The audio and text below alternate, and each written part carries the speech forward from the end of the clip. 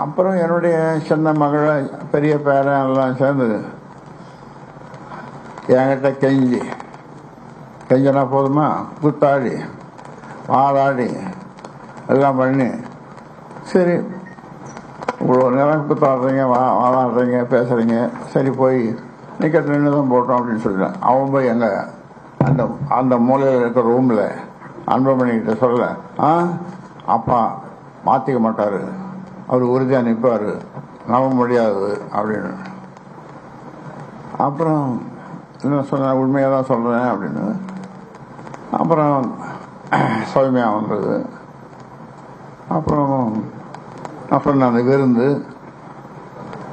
அப்புறம் பேசி என்னை கையெழுத்து போட வைத்தார்கள். நான் தான் கையெழுத்து போட்டேன்.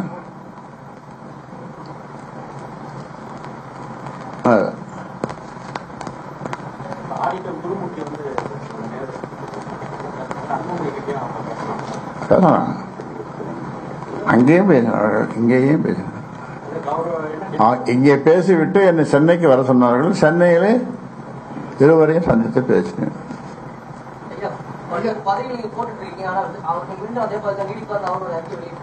என்னங்க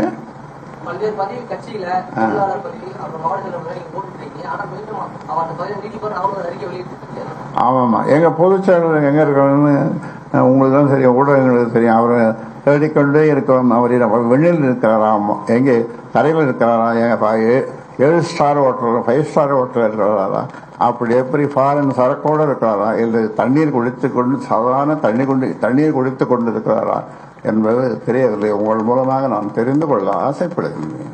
46 ஆண்டுகள் நீ கடுமையாக உழைத்து பாமக என்ற ஒரு கட்டமைப்பு பொதுச் செயலாளரை பத்தி உங்களுக்கு தெரியுமா?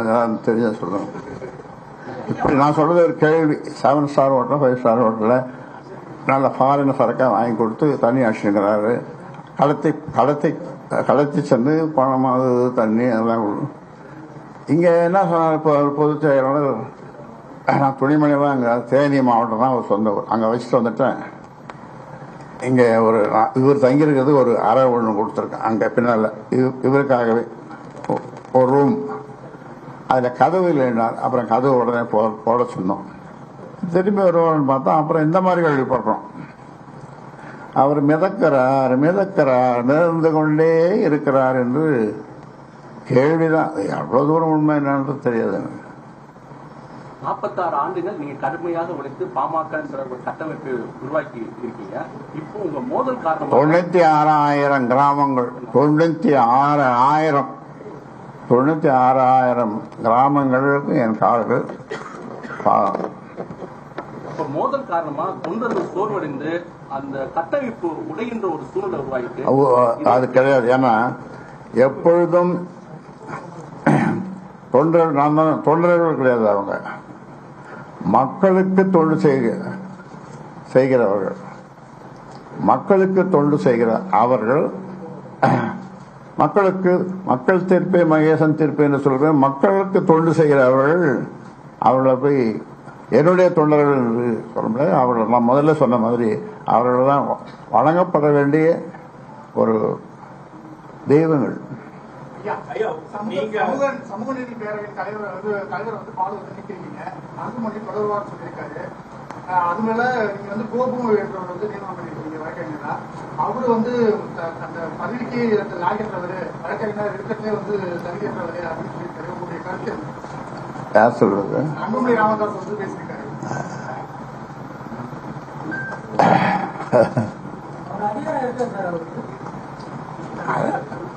வழக்கறிஞர் சமூக நீதி பேரவை மாற்றி போட்டிருக்கோம், அவ்வளவுதான். ஏன்னா இவர் சரியில்லை என்பதனாலே அவரை மாற்றி போட்டிருக்கிறோம். ஏன்னா ஒருத்தரே இருக்கணும்னு அவசியம் கிடையாது, அதனால மாற்றோம். 22 ஆண்டு காலம் கேபால் பல வழக்குகளை பாமக தொடர்ந்திருக்காரு, பல வழக்குகளை வெற்றிகளையும் பெற்றுக் கொடுத்திருக்காரு. அவரை மாற்றுறதுக்கான அவசியம் இல்லை. இதுக்கு முன்னாலேயும் பாட்டாளி மக்கள் கட்சிக்கு இந்த வழக்கறிஞர் சமூக நீதி பேரவை இருந்தாங்க. அவங்க இவரை விட திறமையானவர்கள். ஆனால் இப்ப நம்ம கட்சியில வேற கட்சிக்கு போயிட்டாங்க. ஆனா இன்னைக்கு என் மேல பாசமா இருக்கிறாங்க. ஒரே விஷயம், தொடர்ந்து இருக்கிற 1 மாசத்தோட குழப்பம் ஐயா தெளிவா என்ன சொல்றீங்க? அன்புமணிக்கும் உங்க தொண்டர்களுக்கும் சொல்ல வேண்டிய கருத்து 2026 அப்புறம் உனக்கு அந்த பதவி கொடுக்குறப்பா ஐயா என்ன சொல்லுவாங்க? கோரிக்கை சொன்னீங்கன்னா நீங்க சொல்ற மாதிரியே இந்த தேர்தல் முடிந்த பிறகு எல்லாமே அவர் மாறி போயிட்டோம். அது வரைக்கும் நீங்க தான் தலைவர்னு சொல்றீங்க. அது வரைக்கும் நான் தான் தலைவர். அதாவது இதை நிறுவிய நான் ஒரு தலைவர் பதவி தான். வேற நான் கூட்டணி சேர்ந்து கூட்டணி மந்திரி சபையில போய் மந்திரியா அந்த சீட்டு அந்த மாதிரி எப்பொழுதும் எந்த காலத்திலையும் சத்தியமா அமைச்சர் பதவிக்கு அரசியல் அந்த மாதிரி இதுக்கும் நான் போக மாட்டேன். தலைவர் பதவி ஏன்னா அது இவருடைய நடத்தையினால, அதாவது நிர்வாக குழு கூட்டத்தை கூட்டினேன். அந்த நிர்வாக குழு கூட்டத்தில் பகிரங்கமாக சொன்னேன். ஒருவர் லேசாக இவரை விமர்சித்தார். 19 பேர் மொத்தம் நிர்வாக குழு. ஒருவர் இவரை லேசாக விமர்சித்தார். அது நல்ல விமர்சனம். அப்பொழுது அவர் பாய்ந்தார். அவர் துப்பாக்கி இருந்தால் சுட்டிருப்பார் அவரை அந்த அளவுக்கு பாய்ந்தார். அப்புறம் மற்றவங்களாம் கருத்து சொன்ன ஒன்றும் இல்லைட்டாங்க, பயந்து எல்லாம் யாரும். அதோடு இந்த நிர்வாக குழு உறுப்பினர்கள் நான் சொல்லி நீ இப்படி சொல்லு இப்படி பேசு அப்படின்னு நான் சொல்லி கூட வந்திருக்காங்கன்னு அது வேற சொன்னார். அப்பதான் நான் சொன்னேன், நம்முடைய தலைவருக்கு தலைமை பண்புகள் இல்லை, லீடர்ஷிப் குவாலிட்டிஸ் என்று சொல்வார்கள், அது இல்லை என்று பகிரங்கமாக சொன்னேன். அந்த நிர்வாக குழுவில் அந்த நிர்வாக உறுப்பினர் தேர்தலில் சொல்லுவார்கள். அதனால அதுவும் ஒரு காரணம். யாரிடமும் தொலைபேசியில் பேச மாட்டார், பார்க்க முடியாது. இப்பதான் புவி அழைக்கிறார், வாங்க பிரியாணி சாப்பிட்டுட்டு போங்க, ஆமா களைப்பாக கிடைங்க, தண்ணி குடிங்க, ஒரு போன் நம்பர் உங்களுக்கு கொடுக்குறேன், அந்த போன் நம்பர்ல என்னோட கதையுங்கள். ஐயா, உங்க கூட இருக்கிற அன்பழகன் பணம் வாங்கிட்டு தான் மாவட்ட செயலர்கள் புதிய நிர்வாகிகள் போடுறாங்கன்னு அன்பழகன் மீதையும் ஜிகே மணி மீது கடுமையான குற்றச்சாட்டை வச்சிருக்காங்க. அது உண்மைதானா?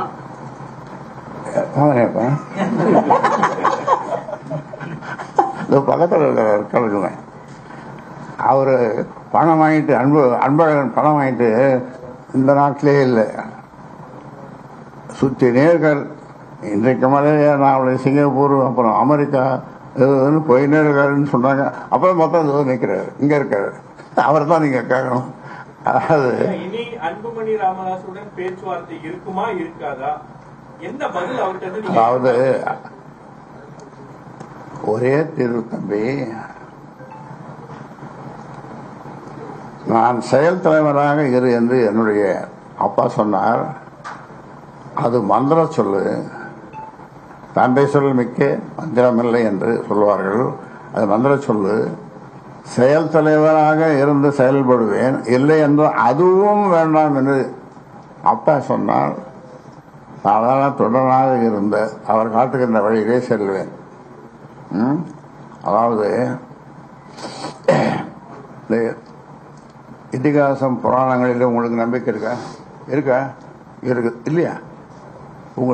உங்களுக்கு நம்பிக்கை இருக்குதா? இருக்குது.